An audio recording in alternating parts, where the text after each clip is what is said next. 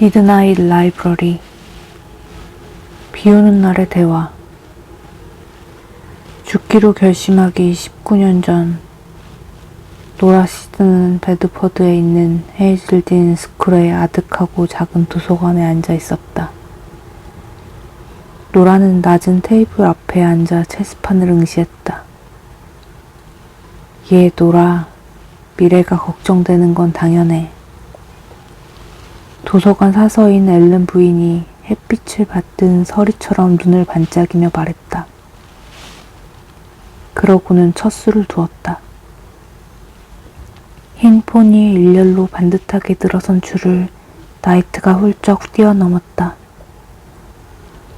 물론 시험이 걱정될 거야. 하지만 넌 원하는 건 뭐든 될 수 있어, 노라. 그 모든 가능성을 생각해봐. 얼마나 신나니? 네, 그러네요. 넌 앞날이 창창해. 창창하죠.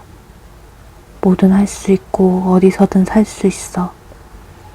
덜 춥고 덜 축축한 곳에서 말이야. 노라는 폰을 앞으로 두 칸 밀었다. 자꾸만 앨런 부인을 엄마와 비교하게 되었다.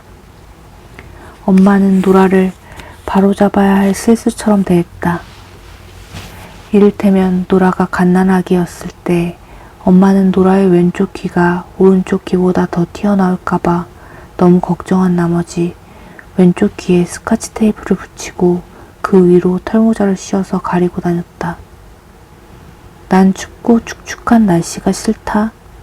앨런 부인이 강조하기 위해 덧붙였다.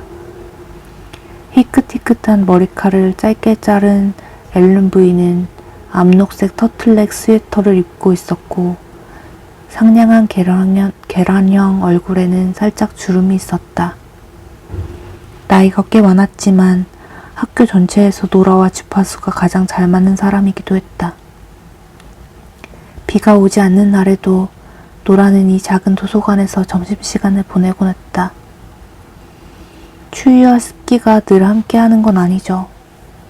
남극은 지구상에서 가장 건조한 대륙이에요. 엄밀히 말하면 사막이죠. 노라가 말했다. 네가 좋아할 만한 곳이구나. 하지만 영국에서 별로 멀지 않아요.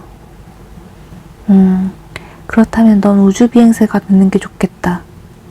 우주비행사가 돼서 은하계를 여행하는 거야. 노라는 빙그레 웃었다. 다른 행성은 비가 더 많이 와요. 베드퍼드보다 더? 금성에서는 산성비가 매일 내리는걸요. 앨런 부인은 소매에서 화장지를 꺼내 살며시 코를 풀었다. 그거 봐라. 너처럼 똑똑한 아이는 뭐든 할 수 있어. 노라보다 2학년 아래인 금발 남학생이 빗방울이 튄 창문 밖으로 손살같이 지나갔다. 누군가를 쫓아가거나 쫓기는 것이리라. 오빠가 졸업한 뒤로 노라는 다른 학생들과 함께 있으면 약간 무방비 상태인 느낌이 들었다. 이 도서관만이 문명화된 작은 은신처였다. 아빠는 내가 저로의 기회를 날린다고 생각해요. 수영을 그만두겠다고 했거든요. 참견하고 싶진 않지만 이 세상에는 빠르게 수영하는 거 말고 또 할 일이 많단다. 내게는 다른 가능성이 많아. 지난주에 말했듯이 넌 빙하학자도 될 수 있어. 내가 알아봤는데 그때 전화벨이 울렸다. 잠깐만 전화 좀 받아야겠다. 앨런 부인이 부드럽게 말했다. 잠시 뒤 노라는 전화를 받는 앨런 부인을 지켜봤다. 네, 지금 여기 있어요. 앨런 부인의 얼굴이 충격받은 표정으로 바뀌더니 노라에게 등을 돌렸다. 하지만 조용한 도서관을 가로질러 그녀의 말이 들렸다. 세상에, 어쩌다 그런 일이. 물론이죠. 19년이 흐른 뒤, 문 앞의 남자. 죽기로 결심하기 27시간 전, 노라 시드는 낡아빠진 소파에 앉아 휴대전화로 다른 사람들의 행복한 삶을 들여다보며 무슨 일이든 생기기를 기다렸다. 그러자 느닷없이 정말로 일이 생겼다. 알 수 없는 이상한 이유로 누군가 그녀의 집 초인종을 누른 것이다. 노라는 잠시 문을 열어주지 말까 고민했다. 아직 저녁 9시밖에 안 됐지만 이미 잠옷으로 갈아입은 터였다. 에코 워리어 라고 적힌 헐렁한 티셔츠와 타탄 체크무늬 바지가 부끄러웠다. 노라는 조금이라도 예의를 갖추려고 슬리퍼를 신고 현관문을 열었다. 문 밖에 서 있는 남자는 그녀도 아는 사람이었다. 키가 크고 말랐으며 소년 같아 보이는 남자의 얼굴은 다정했으나 반짝이는 눈은 날카로워 보였다. 마치 모든 걸 꿰뚫어 볼 수 있다는 듯이. 남자를 보니 반가웠다. 약간 놀라기는 했지만 특히 그가 운동복 차림이었기 때문이다. 비가 내리는 추운 날씨인데도 그는 더워 보였고 땀까지 흘렸다. 둘의 대조적인 모습 때문에 노라는 5초 전보다 훨씬 더 게으름뱅이가 된 느낌이었다. 하지만 노라는 외로웠다. 실존 철학을 공부한 덕에 본질적으로 무의미한 우주에서 인간으로 존재하려면 외로움이 필수 요소라고 믿었지만 그래도 그를 보니 반가웠다. 애쉬. 이름이 애쉬 맞죠? 노라가 미소를 지으며 말했다. 네, 맞아요. 어쩐 일이세요? 다시 보니 반갑네요. 몇 주 전 노라가 디지털 피아노 앞에 연주하고 있을 때 벤크로프트 대로를 뛰어가고 있던 그가 이 집 창문 너머로 그녀를 보고 살짝 손을 흔들었다. 몇 년 전에는 노라에게 함께 커피를 마시자고 청한 적도 있었다. 어쩌면 또 커피를 마시자고 하려는지도 모른다. 저도요. 애쉬는 그렇게 말했지만 긴장한 그의 이마에는 반가운 기색이 전혀 드러나지 않았다. 악기점에서 그녀와 이야기할 때 그는 늘 느긋한 목소리였는데 지금은 무거웠다. 애쉬는 눈썹을 긁적이고는 딱히 말이라고 할 수 없는 소리를 냈다. 조깅하는 중이었나요? 쓸데없는 질문이었다. 그는 당연히 조깅하는 중이었다. 하지만 애쉬는 사소한 이야기거리가 생겼다는 사실에 잠시 안도하는 듯했다. 네, 배드포트 하프 마라톤 대회에 출전할 거라서요. 이번 주 일요일에 열리죠. 아, 그렇군요. 멋지네요. 나도 하프 마라톤에 출전할까 생각했는데 내가 달리기를 싫어하더라고요. 마음속으로 생각할 때는 웃긴 말 같았는데 막상 입 밖에 내고 보니 별로였다. 심지어 노라는 달리기를 싫어하지도 않았다. 그래도 애쉬의 심각한 표정이 마음에 걸렸다. 둘 사이에 흐르는 침묵은 어색한 정도를 넘어서서 무슨 일이 있다는 느낌이 들게 했다. 고양이를 기른다고 하셨죠?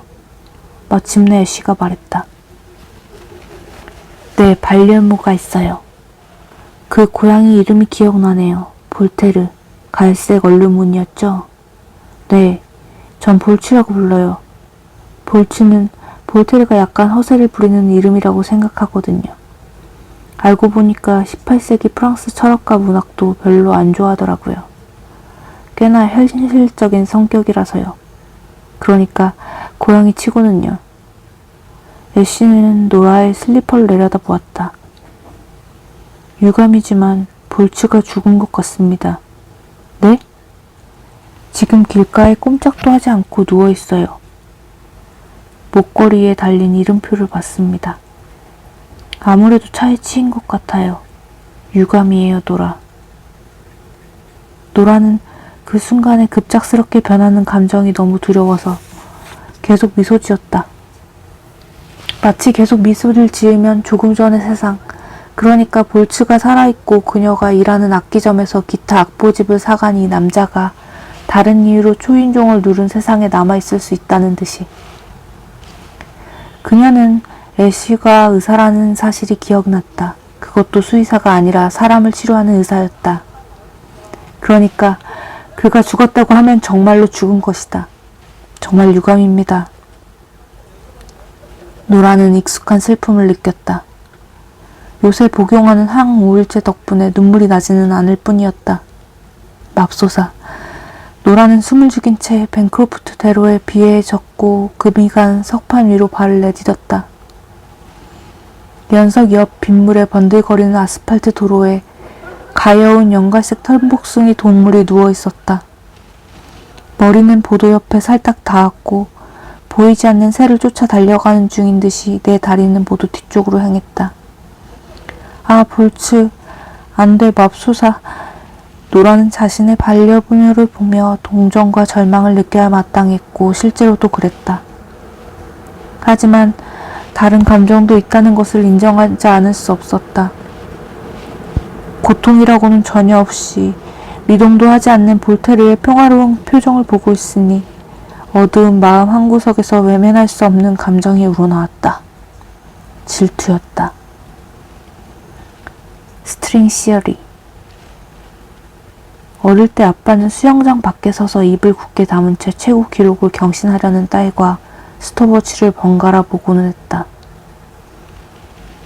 있는 힘껏 수영하고 난 뒤에 종종 마주했던 아빠의 그 못마땅한 표정.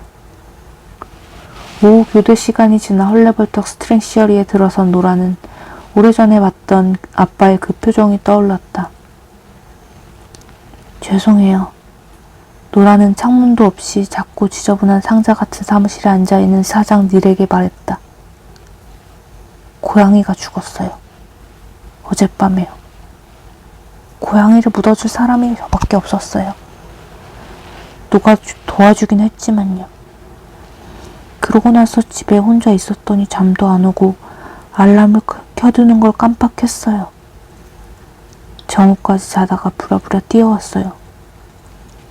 모두가 사실이었고 노라는 자신의 차림새, 화장 안 한 얼굴이며 대충 엉성하게 묶어올린 머리, 중고품 가게에서 구입해 이번 주 내내 입고 있는 초록색 코르덴 점퍼 원피스, 거기에 고명처럼 얹은 지치고 절망적 분위기까지, 그 모든 것이 그 말을 뒷받침할 거라고 생각했다. 닐은 컴퓨터에서 눈을 들더니 의자에 등을 기댔다. 그러고는 양손을 맞잡아 두 검지를 뾰족하게 세워 턱 밑에 댔다. 지각한 직원을 상대해야 하는 악의점 사장이라기보다 마치 우주의 심오한 철학적 진리를 숙고하는 공자라도 된다는 듯이. 그의 뒤쪽 벽에는 록밴드 플리트우드의 대형 포스터가 붙어 있었는데 오른쪽 맨 위 모서리가 벽에서 떨어져 축 늘어져 있었다. 접힌 책 모서리처럼. 저기, 노라, 난 자네를 좋아해. 닐은 아기가 없는 사람이다. 50대의 기타 마니아로 썰렁한 농담을 즐겨하고 가게에서 밥 딜런의 옛 노래를 직접 연주하곤 했는데 그럭저럭 들을만 했다. 자네의 정신 건강에는 문제가 있다는 것도 알아. 정신 건강에 문제가 없는 사람은 없어요. 무슨 뜻인지 알잖아. 요즘엔 한결 나아졌어요. 노라는 거짓말을 했다. 제 우울증은 병적인 게 아니에요. 의사 말이 상황으로 인한 우울증이라고 했어요. 제가 처한 환경이 계속 바뀌니까 그런 거요. 그래도 그 일로 병가를 낸 적은 한 번도 없어요. 엄마가 그랬을 때만 제외하고요.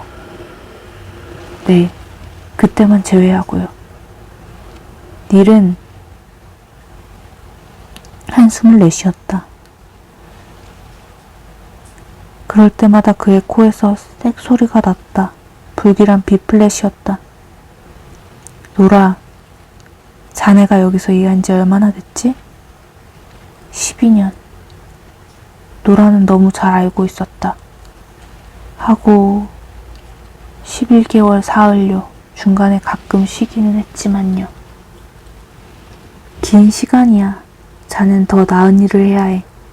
이제 겨우 30대 후반이잖아. 저 35이에요. 자넨 재능이 많아. 피아노도 가르치고. 한 명뿐이에요. 닐은 스웨터에 붙은 부스러기를 털어냈다. 고향에 틀어박혀 가게에서 일하는 게 자네가 상상했던 모습이야? 14살 때 꿈꿨던 미래냐고. 그땐 커서 뭐가 되려고 했지? 14살 때요? 수영선수요. 당시 노라는 전국의 14살 소녀 중에서 평형 속도가 제일 빠르고 자유형은 두 번째로 빨랐다. 국내 수영대회에서 시상대에 섰던 기억이 났다. 그런데 왜 수영선수가 안 됐지? 노라는 긴 설명을 생략하고 간단히 대답했다. 압박감이 너무 컸어요. 하지만 바로 그 압박감이 우리를 만드는 거야. 석탄이 압력을 받으면 다이아몬드가 되는 거라고. 노라는 다이아몬드에 대한 닐의 잘못된 지식을 바로잡아 주지 않았다.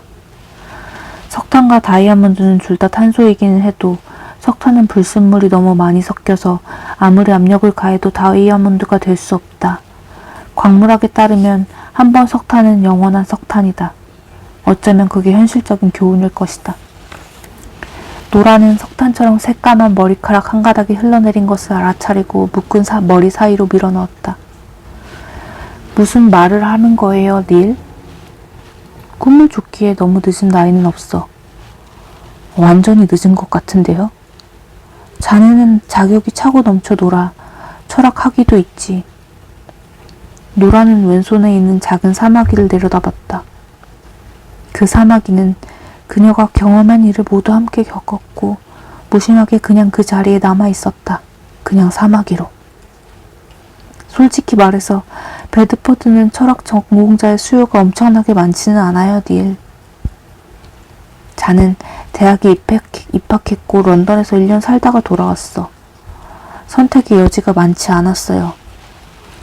노라는 돌아가신 엄마 이야기를 꺼내고 싶지 않았다. 걔는 말할 것도 없고. 왜냐하면 닐은 결혼식 이틀 전에 파혼을 선언한 노라의 사연이 커트 코베인과 코트니 러브 커플 이래로 가장 흥미로운 러브 스토리라고 생각했기 때문이었다. 사람은 누구나 선택의 여지가 있어, 노라. 자유의지라는 게 있잖아. 결정론자라면 다르죠. 근데 왜 하필 여기지? 여기 아니면 동물보호센터에서 일해야 했는데 여기가 월급이 더 많았어요. 게다가 음악과 관련한 일이기도 했고요. 자네 밴드에 있었지, 오빠하고? 네, 라비린스라는 밴드였죠. 별로 잘 되지는 않았지만. 조는 이야기가 다르던데? 노라는 깜짝 놀랐다. 우리 오빠요? 오빠를 어떻게... 우리 가게에서 앰프를 사갔어. 마셜 DSL 40. 언제요? 금요일에. 오빠가 베드포드에 왔었어요? 내가 본 게 홀로그램이 아니라면. 투팍처럼 말이야. 아마 라비를 만나러 왔을 거라고 노라는 생각했다. 라비는 오빠의 단짝 친구였다. 조가 기타를 포기하고 런던으로 가서 싫어하는 IT 회사에 취업한 반면 라비는 베드포트에 남았다. 지금은 슬로터하우스 4라는 커버 밴드에 들어가 펍을 전전하며 공연을 했다. 네, 그랬군요. 금요일에는 그녀가 비번이라는 사실을 오빠는 알고 있었을 것이다. 그 사실이 뾰족한 모처럼 그녀의 마음을 콕콕 찔렀다. 전 행복해요. 아니, 그렇지 않아. 닐의 말이 맞았다. 그녀 안에서는 자괴감이 골마 터졌다. 마음은 계속 토하고 있었다. 노라는 더 활짝 웃었다. 제 말은 이 일을 하는 게 행복하다고요. 만족한다는 의미의 행복이요. 닐, 전 이 일이 필요해요. 자넨 좋은 사람이야. 세상을 걱정하고 노숙자와 환경 문제에 신경 쓰지. 전 일이 필요해요. 닐은 다시 공자포주로 돌아갔다. 자네에게 필요한 건 자유야. 자유는 필요 없어요. 여긴 비영리 단체가 아니야. 급속도로 그렇게 되어가긴 하지만. 저기 닐, 지난주에 내가 한 말 때문에 그래요? 가게를 현대적으로 바꿔야 한다는 말 때문에요? 제게 젊은 사람들을 끌어들일 아이디어가... 아니, 닐이 그녀의 말을 자르며 방어적으로 말했다. 옛날에는 여기서 기타만 팔았어. 가게 이름이 스트링시얼이잖아. 그러다가 다른 악기도 들여놓았고 성공적으로 운영했지. 하지만 지금은 형편이 어려워서 시들시들한 얼굴로 손님을 쫓아내는 자네에게 돈을 줄 수가 없어. 네? 미안해, 노라. 닐은 대략 도끼를 들어 올릴 정도의 시간만큼 말을 멈췄다. 자네를 해고해야겠어. 삶은 끝없는 고통. 죽기로 결심하기 9시간 전, 노라는 베드포드 시내를 정처 없이 걸어다녔다. 이 소도시는 눈을 돌리는 곳마다 절망이었다. 돌아가신 아빠가 한때 수영장을 왕복하는 그녀를 지켜봤던 자갈 섞인 시멘트로 만든 스포츠 센터, 댄을 데려가서 파이타를 먹었던 멕시코 식당, 엄마가 투병 생활을 했던 병원. 어제 댄에게서 문자를 받았다. 노라, 목소리가 듣고 싶어. 통화할 수 있을까? 노라는 미친듯이 바쁘다고 문자를 보냈다. 바쁘기는 개뿔. 그 외에 다른 말은 쓸 수가 없었다. 댄에게 아무런 감정도 남아있지 않아서가 아니라 오히려 남아있기 때문이었다. 그에게 또 상처를 줄 수 없었다. 노라는 댄의 인생을 망쳐두었다. 내 인생은 카오스야. 노라가 결혼식 이틀 앞두고 취소해버린 직후에 술에 취한 댄은 그렇게 문자를 보냈다. 원래 우주는 카오스와 엔트로피로 향하는 경향이 있다. 그게 열역학의 기본이다. 어쩌면 존재의 기본일 수도 있다. 해고되면 더 끔찍한 일들이 일어난다. 나무 사이로 바람이 속삭였다. 비가 내리기 시작했다. 노라는 상황이 더 나빠질 거라는 사실은 정확한 예감이 들었고 비를 피하기 위해 잡화점으로 걸어갔다. 여러 개의 문. 죽기로 결심하기 8시간 전 노라는 신문과 잡지를 파는 잡화점으로 들어갔다. 비를 피하려고요? 계산대 뒤에 앉은 여자가 물었다. 네. 노라는 고개를 들지 않았다. 절망감이 더는 지고 다닐 수 없는 짐처럼 커졌다.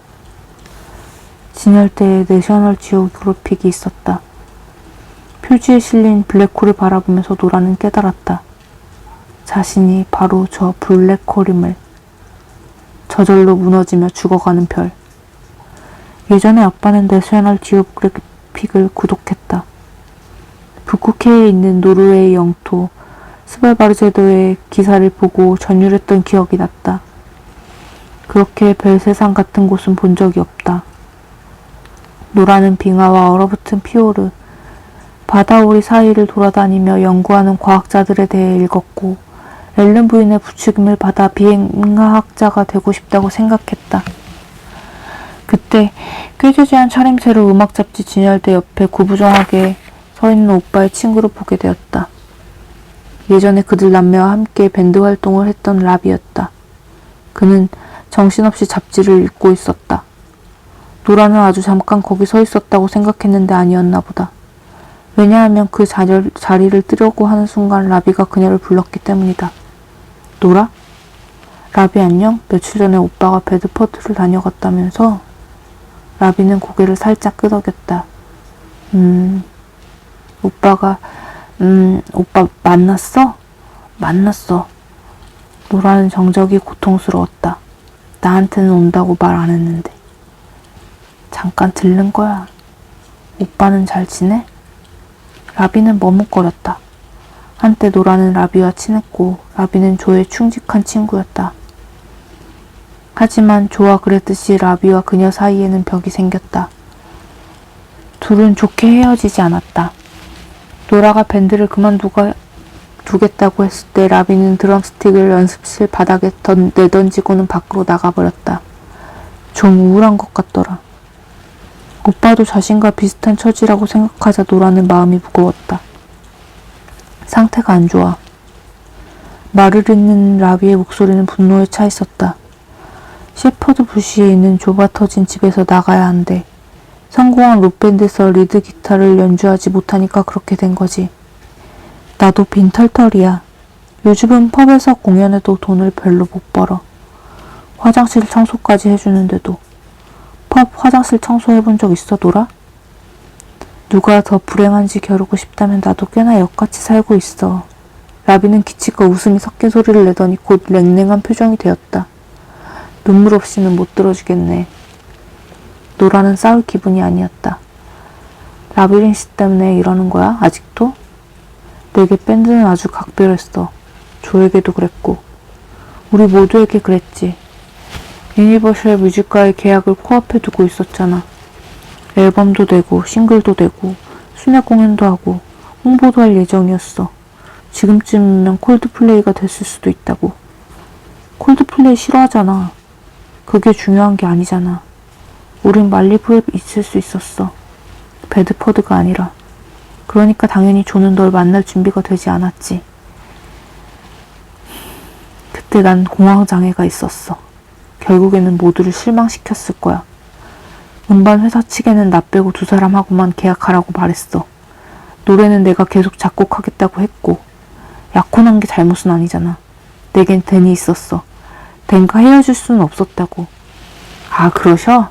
그래서 댄하고 어떻게 됐지? 라비, 그건 반칙이야. 반칙? 좋은 단어네. 계산 뒤의 여자가 관심을 보이며 그들을 빤히 바라보았다. 밴드는 오래가지 못했을 거야. 우린 그냥 유성우였을 거라고. 시작도 하기 전에 끝났을 거야. 유성우가 얼마나 아름다운데. 그만해. 너한테는 아직 엘라가 있잖아. 엘라뿐 아니라 성공한 밴드에서 활동하며 돈까지 벌 수 있었지. 우리에겐 그럴 기회가 있었어. 손안에 들어왔다고. 라비는 손가락으로 자신의 손바닥을 쿨쿡 찔렀다. 우리 노래는 굉장했어. 노라는 우리 노래가 아니라 내 노래지라고 생각하는 자신이 싫었다. 내 문제는 무대 공포증이 아닌 것 같아. 결혼 공포증도 아니고. 그냥 인생 공포증이야. 그러는 네 문제는 거지 같은 인생을 다른 사람 탓으로 돌린다는 거야. 노라가 떨리는 목소리로 맞받아쳤다. 라비는 뺨이라도 맞은 듯이 고개를 끄덕이더니 잡지를 제자리에 내려놓았다. 갈게, 노라. 오빠에게 안부 전해줘. 빗속으로 걸어가는 라비를 향해 노라가 말했다. 부탁이야. 이렇게 잡지 표지가 노라의 눈에 띄었다. 연갈색 얼룩무늬 고양이. 질풍노도 시기에 작곡된 교향곡처럼 마음이 시끄러웠다. 마치 독일 작곡가의 유령이 그녀의 마음속에 갇혀서 혼란스럽고 요란한 곡을 연주하는 듯했다. 계산대 뒤에 앉아있던 여자가 노라에게 말을 걸었으나 노라는 듣지 못했다. 뭐라고요? 노라 씨드 맞냐고. 금빛 단발머리에 태닝 로션을 발라 피부가 가무잡잡한 여자는 만족스럽고 태평하고 느긋해 보였다. 노라로서는 2번 다시 돌아갈 수 없는 상태였다. 그녀는 마치 노라가 동물원의 여우 원숭이라도 된다는 듯이 계산대에 팔을 올린 채 몸을 앞으로 내밀고 있었다. 맞는데요? 난 캐리 앤이야. 너랑 같은 학교 다녔어. 너 수영선수였잖아. 엄청 똑똑하고. 그 누구냐? 블랜드퍼드 선생님이 너 때문에 조회까지 열지 않았어? 네가 올림픽에 출전할 거라고 그랬는데. 노라는 고개를 끄덕였다. 그래서 출전했니? 포기했어. 그때는. 음악에 더 관심이 있어서. 그러다가 이런저런 일이 생겼고. 지금은 그냥 무슨 일 해? 그냥 이것저것. 그럼 결혼을 했어? 남편은? 아이는? 노라는 고개를 저었다. 머리가 바닥으로 떨어져 버리면 좋으련만. 그러면 다시는 낯선 사람과 대화를 나눌 필요가 없을 텐데. 그럼 서둘러야지. 시간이 얼마 남지 않았어. 35인데 뭐. 이지가 곁에 있다면 좋을 텐데. 이지는 이런 모욕적인 말을 들으면 절대 참지 않는다. 그리고 난 별로. 나랑 제이크도 가볍게 연애만 했는데 결국에는 아기를 가졌어. 말썽꾸러기 아기가 2이나 돼. 하지만 그럴 만한 가치가 있어. 이제야 온전해진 기분이야. 사진 보여줄까? 난 휴대전화를 보면 머리가 아파. 쟤는 아이를 낳고 싶어 했지만 노라는 확신이 없었다. 엄마가 된다는 게 겁이 났다. 우울증이 더 심해질까 두려웠다. 자기 자신도 제대로 돌보지 못하는데 어떻게 다른 사람을 돌본단 말인가. 그럼 아직 베드퍼드에 있는 거야? 응. 넌 여길 떠난 줄 알았는데. 떠났다가 돌아왔어. 엄마가 편찮으셔서. 엄마 안 됐다. 이젠 좀 괜찮으셔? 그만 가야겠다. 아직 비 안 그쳤어. 가게를 나오면 노란 앞에 여러 개의 문이 있으면 좋겠다고 생각했다. 하나씩 통과할 때마다 모든 걸 남겨두고 갈 수 있도록.